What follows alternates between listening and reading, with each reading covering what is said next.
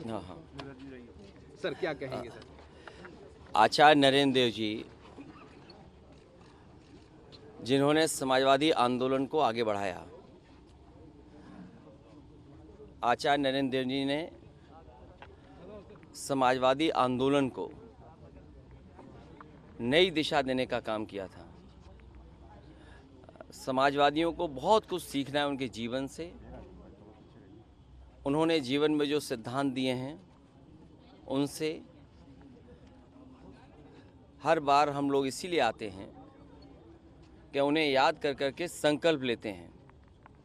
प्रदेश और देश की जितनी भी समस्याएं हैं, चाहे हमारे समाज की हो, आर्थिक समस्या हो या और कोई देश की, सभी का समाधान अगर निकल सकता है तो समाजवादी सोच और समाजवादी विचारधारा से। और इस संकल्प को दोहराते हैं। हमारी कोशिश रहेगी कि आचार्य नरेंद्र देव जी, डॉक्टर राम मनोहर लोहिया, बाबा साहब भीमराव अम्बेडकर और नेताजी ने जो समाजवादी रास्ता दिखाया है उसके लिए संकल्प लेकर के चलते रहेंगे। ग्राउंड ब्रेकिंग सेरेमनी के लिए क्या कहेंगे सर? पीएम आ रहे हैं आज यहाँ पे 10 लाख करोड़ रुपए प्रोजेक्ट को धरातल उतारने। उससे महत्वपूर्ण ये है कि लगभग 60 लाख नौजवानों ने परीक्षा लिखी है और जो खबरें मिल रही हैं और जो सुनने को आ रहा है सोशल मीडिया और अखबारों के माध्यम से, जो चर्चा में है कि पेपर लीक हुआ है। मान लीजिए उसमें 1 लाख बच्चे 100% नंबर पा गए या 10 लाख बच्चे बहुत अच्छे नंबर पा गए, तो क्या सरकार उन सबको नौकरी देगी? और 50 लाख कोई छोटा संख्या नहीं है। उनसे 5 परिवार के सदस्य जुड़े हैं। तो जो लोग कह रहे हैं कि उनकी सरकार में ये सुरक्षित और बहुत ही सुरक्षा कड़ी में परीक्षा हुई हैं, तो क्या 2.5 करोड़ परिवारों के साथ धोखा नहीं है? और यही 2.5 करोड़ लोग भारतीय जनता पार्टी को उखाड़ फेंकेंगे। सर क्या कहेंगे सर, न्याय यात्रा में आप शामिल हो रहे हैं, कल रायबरेली पहुंच रहे हैं न्याय यात्रा कांग्रेस की?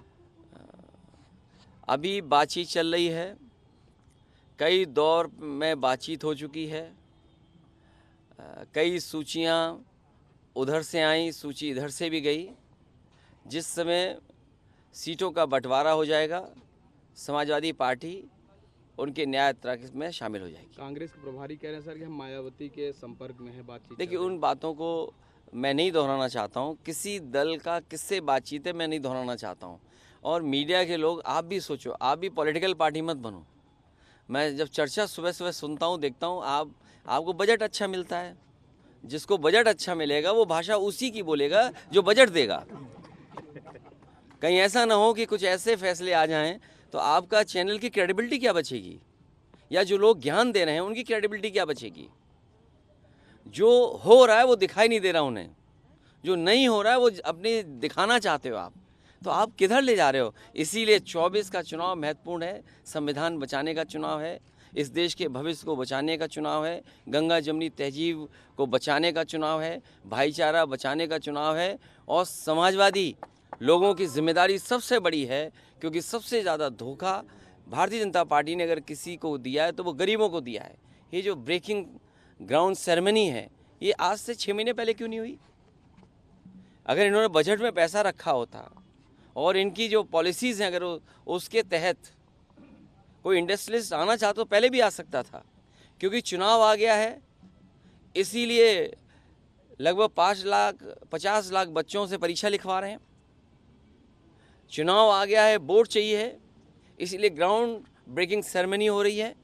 इससे पहले क्या इन्वेस्टमेंट आया है और उस इन्वेस्टमेंट से कितनों को नौकरी और रोज़गार मिले, ये सरकार रहेगी तो बाबा साहब भीमराव अम्बेडकर जी का और समाजवादियों का जो आंदोलन रहा है, जो संघर्ष रहा है आरक्षण बचाने का, ये सरकार पूरा का पूरा समाप्त कर देगी। अध्यक्ष जी, स्वामी साहब मौर्य के हवाले से खबर वायरल हो रही है और पार्टी बनाने जा रहे हैं। देखिए उसमें हम लोग गलती नहीं है, खबर हम लोग नहीं, ये खबर पूछना भी जरूरी है। लेकिन इसके साथ साथ जो खबरें आप सुन रहे हैं, हम भी सुन रहे हैं, किसी के मन में क्या है ये कौन सी मशीन बताएगी। और लाभ लेके तो सब चले जाते हैं, लाभ लेके तो सब चले जाते हैं। ठीक, थैंक यू।